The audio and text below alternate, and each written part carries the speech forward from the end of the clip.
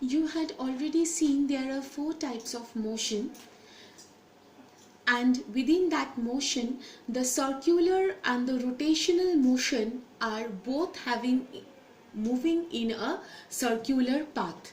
Then where is the difference between circular and rotational motion? In circular motion, an object as a whole travels along a circular path. But in rotational motion, the object spins on its axis. You had seen here the 2 pictures.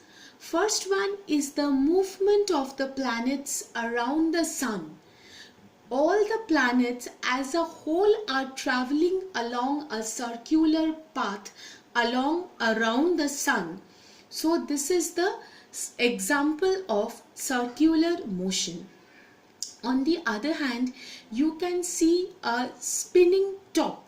That means a top is spinning surrounding its axis, which is the fixed one. So it is showing the rotational motion. Now there are some objects which are showing more than one type of motion. You can take the example of Earth. How? The Earth moves around the sun, so it has a circular motion. It's a very common thing, you know, that is when it is moving in a circular path around the sun, it is showing the circular motion. Then the Earth repeats its motion around the sun after regular intervals of time. That is why we get the year, every year 1 year. So it is a periodic motion. But in addition to both of them, Earth also rotates on its axis. That is called the rotational motion, for which we can get the day and night. So here we can see Earth has 3 types of motion at the same time: the circular motion, periodic motion, and the rotational motion. Another example is the example of bicycle.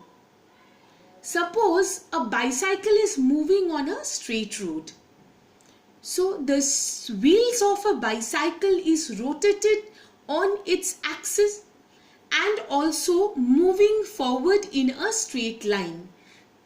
So the bicycle moving on a straight road has 2 types of motion. One is rotational. How?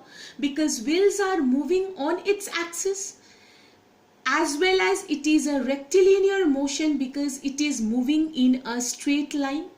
So here bicycle also showing 2 types of motion. One is rotational motion, another one is the rectilinear motion. So in this context, the last thing which you should know is about the fast or the slow motion. We had seen that motion is a change in the position of an object with time. The change in this position can be determined through the distance measurement, which allows us to know how fast or slow a motion is. That means if the distance is much, it is fast motion. If the distance is less, it is the slow motion. Hope I myself had made the chapter clear to you. Thank you.